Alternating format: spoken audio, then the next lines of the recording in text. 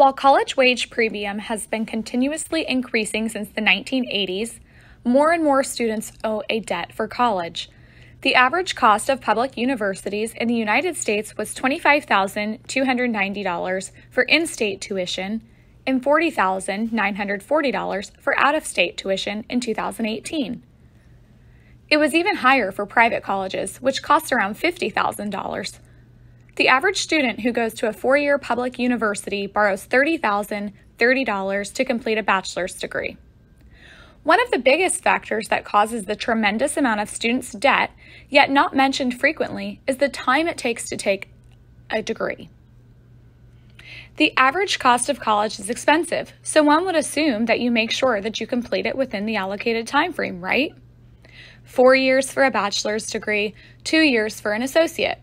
However, according to the National Center for Education Statistics, just 41% of first-time, full-time college students earn a bachelor's degree in 4 years, and only 59% earn a bachelor's in 6 years, driving the cost of attending college up significantly.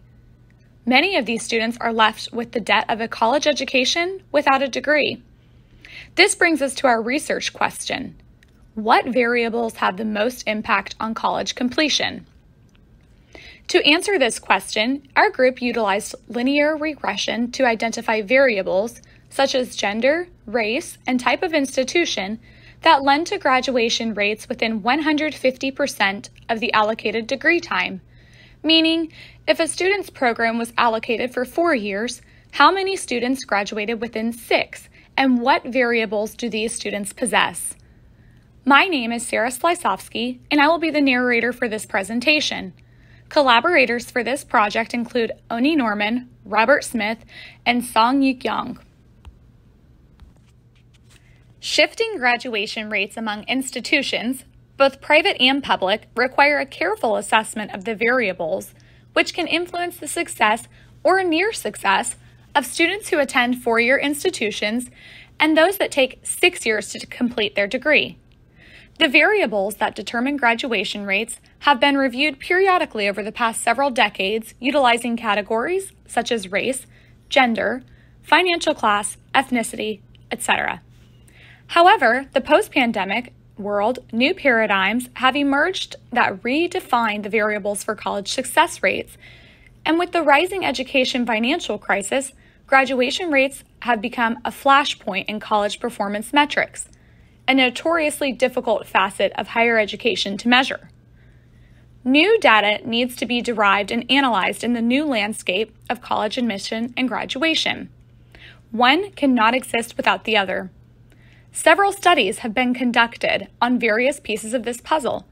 For instance, an analysis of public versus private institutions reveals funding affects graduation outcomes, and that colleges that enroll many poorly prepared students or students who are working or have a family or financial responsibilities that compete with college are likely to have lower graduation rates. Also, studies have been analyzed regarding gender-related reasons for differing graduation rates, which show that changes in effects of achievement on college attendance decisions aren't driving women's increase in college attendance. More succinctly, the more women that attend college, the more gender plays a role in the outcome. As Jennifer Flashman discovered, time series data suggests that current gender differences in college completion are driven largely by increasing college attendance by women rather than increasing rates of completion once in college or changes among men. However, we need to ask if this metric still holds in a post-pandemic landscape.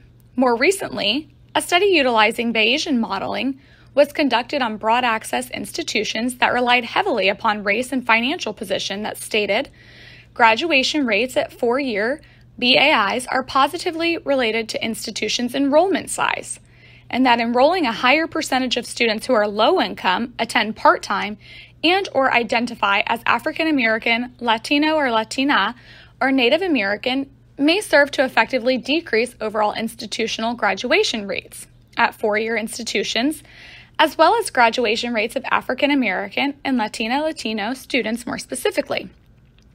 The study suggests that graduation rates can be predicted by religious affiliation, proportion of students enrolled full-time, socioeconomic status of the student body, enrollment size, and institutional revenue and expenditures. Finally, a study in exactly what means with which to analyze the data suggests that correct model specification can yield residual scores that reliably and validly measure institutional effectiveness in promoting timely degree completion. All of these studies relied upon regression analysis to derive the analysis that was sought in understanding how graduation rates were impacted by predetermined variables.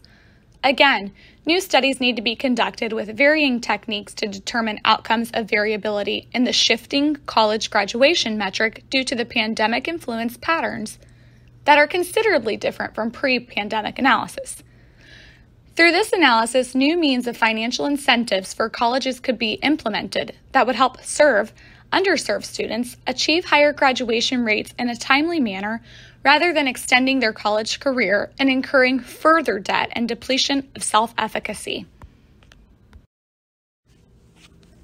The data set that we utilized for this project was pulled from DataWorld, who utilized the National Center for Education Statistics as well as the IPEDS, or Integrated Post-Secondary Education Data System, to obtain the data. The data we base this proposal on examines data and trends at 3,800 degree-seeking institutions in the United States that reported a first-time, full-time degree-seeking undergraduate cohort had at least 100 students at the undergraduate level in 2013 and awarded undergraduate degrees between 2008 and 2013. Further, the data provided us with access to over 500,000 students' race and gender, as well as information about the institution they attended, such as private versus public, for-profit versus not-for-profit, and 2-year versus 4-year institutions.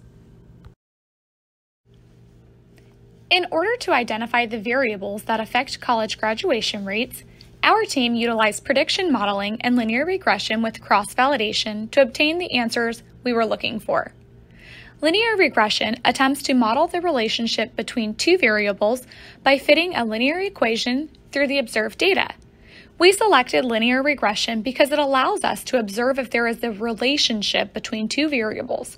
For example, do more men than women graduate within 150% of the allocated degree time? For this study proposal, the dependent variable is 150% graduation rate, again, meaning students who complete a 4-year program in 6 years or a 2-year program in 4 years, 59% of students. The independent variables we observe for this specific study include race, gender, 2-year versus 4-year program, the institution type, public versus private, and the institution level, associate degree versus bachelor degree offering institutions. Because all of our data was not numerical, we had to dummy code several of the data by utilizing the nominal to numerical operator in RapidMiner. In addition, because no missing values are allowed for both attributes and label, we had to utilize the impute missing data operator for linear regression. Take a look. For this study, we chose to use linear regression. We begin by importing our data. We then added the nominal to numerical operator. We selected our attributes, which include gender, gender B, gender F, gender M, grad rate 150, and all of the races that were included in our data set. We then needed to impute our missing values. We had to select many attributes for this as well. After we imputed our missing values, we set roles with our grad 150 rate as our label. In addition, we added all of the other roles as regular target roles. Once we went to our validation, we used a cross-validation, including a linear regression method. Here you can see our linear regression. We'll go back to our process and we'll go ahead and take a look at our results.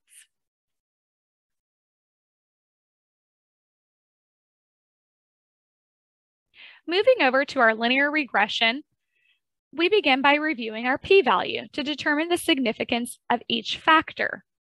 Once the significant p-values are identified, we look at the standard coefficient to interpret the degree and strength of the predictor. For example, if a student in the race W, their chance of graduating within 150% time frame is reduced by 0.04, the standard coefficient, or reduced by 2.4%.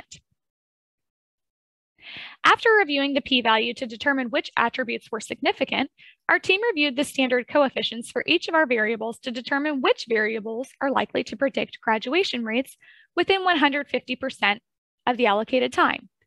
The result from this data set revealed that gender is insignificant because the p-value of each gender attribute is above 0.05.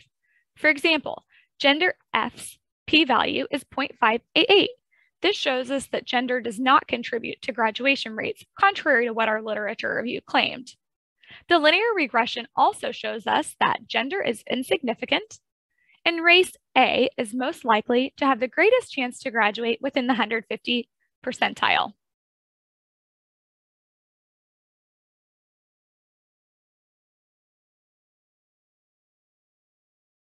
For reviewing our second data set that focused on institution type, we utilized the same prediction modeling with linear regression and cross-validation to show us the relationship between institution type and graduation success rates. As you can see, we imported our data, utilized the nominal to numerical operator, imputed our missing values, selected our attributes as well as our roles, and ran a cross-validation utilizing linear regression. In reviewing the linear regression, we learned that the majority of the types of institution, for example, basic school of business, basic associates, etc., are insignificant when it comes to predicting graduation rates. However, based on the p-value and standard coefficient, the following institutions provide students with the highest chance of graduating within 150% time frame. For example, their program's 4 years, they graduate within 6 years. Number 1, basic, associate, public, rural, serving, medium. 0 for the p-value, a 0.34 standard coefficient, and 37.3 more likely to graduate within 150%. Level, 4-year, the p-value is 0.000,